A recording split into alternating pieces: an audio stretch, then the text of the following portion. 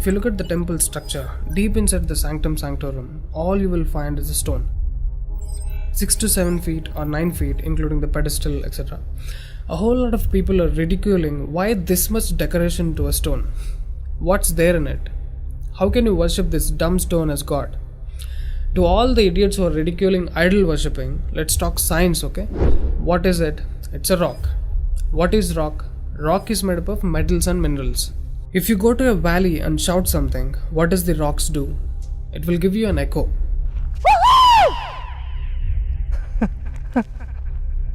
It's an open place.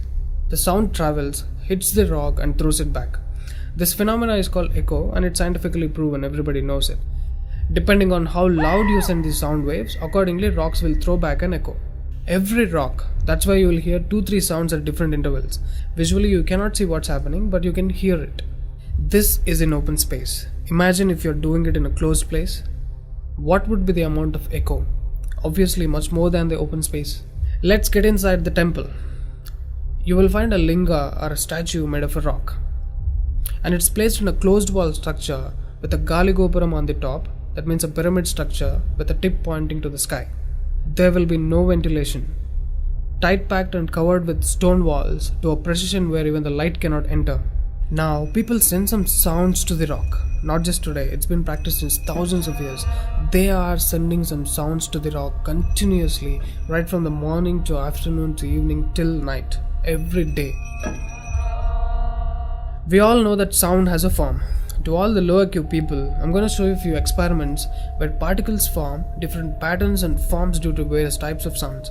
I saw a beautiful music video in this channel in which they show how water, fire, particles respond to the sound. It's an incredible experiment, you must watch it. It is a film to describe to you the effect of cymatic frequencies. Now, 72% of your body is water, 12% is earth, 6% is air, 4% is fire and the remaining is space. Don't you think this sound has an impact on your system? Look at how drastically the water is responding to the sound. Similarly, fire. In fact, everything in the cosmos responds to the sounds.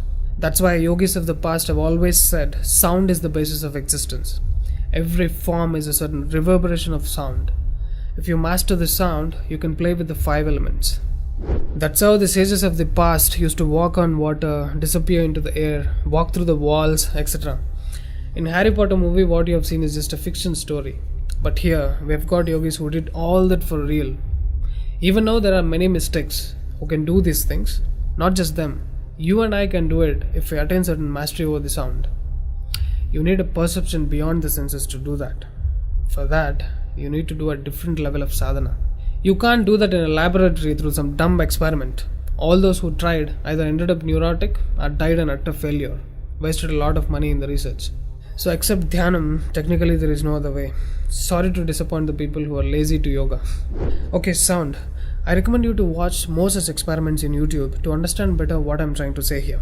Inside the temple, they chant some mantras. What happens is, the sound will touch the stone and bounce back in different directions. Because it's a closed room, the sound has to pass out through the main door. And whoever is standing in front will be completely soaked in that energy. Now, what do they chant? Vishnu Sahasranamam in the morning and Lalita Sahasranamam in the night. There is Shivopasana Mantram, Lingastakam, Am Namah Shivaya, Nirvana Shatakam, etc., which will have different impacts on the human system.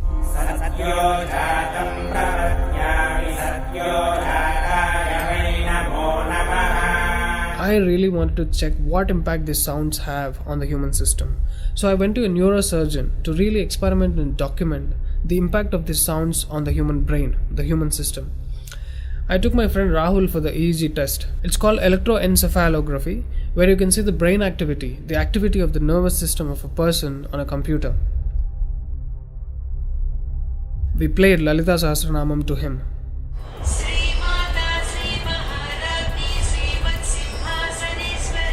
Rahul, relax your face.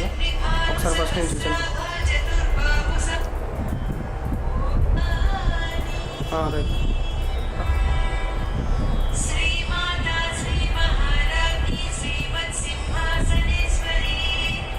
The kind of parasympathetic differences that he's getting is anonymous.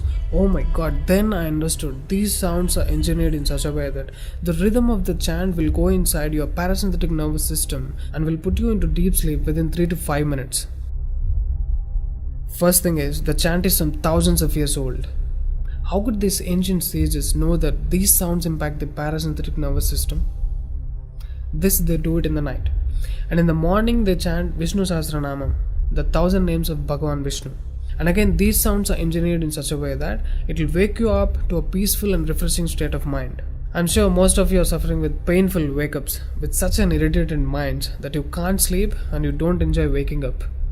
If you listen to Vishnu Sahasranamam in the morning, it will clear all these clutches in the brain and you will be super fresh when you wake up. Even today you can go and check in Tirupati temple. They will chant Vishnu Sahasranamam in the morning and Lalita Sahasranamam in the night. This is a clear science evolved and being practiced in temples. Even now in most of the temples they're still doing it without knowing why they're doing. I went and asked one of the priests in my hometown. He said, no, they're doing it since so many years. Or they will say something like, it's good for your health, you will get money, pregnancy, etc. This is one more reason why temples are ending up in ruins here. There is no one to talk about the science behind it. Why sounds and why the rock? So they call this rock as God, and when you chant for God, their idea is to benefit the human beings living in the city. It's a free service. Will your doctors treat you for free? But these temples are doing it for free, since ages. But now, these temples are under attack. It's time to free them from government's control. Temples' properties are being looted. They think too much of gold is available there. You know what? The temple design is such, there will be a Dvajastambam, which is made of some metal, usually gold or copper. Brass is a good conductor of sound, gold is an excellent conductor of electricity, and it has higher receptivity of the energy. To all the idiots who are worried about so much gold being used in the temple construction, just smack them with this video. This is a clear science and most sophisticated engineering that even the modern science has no clue of. There is much more to the design of the temple. The design is such, the energy waves reverberated by the gopuram will pass straight and touch the antenna kind of arrangement here and stored in the energy format. People are supposed to touch it, a lot of people touch their heads without knowing why they are doing it. And then you are supposed to walk into the space which is filled with this energy transmitted by the rock inside. Doesn't matter whether you are a Muslim, Hindu or a Christian, you can't escape the energy. You will be basked in the glory of that energy. You can actively feel the difference after you pass through the path.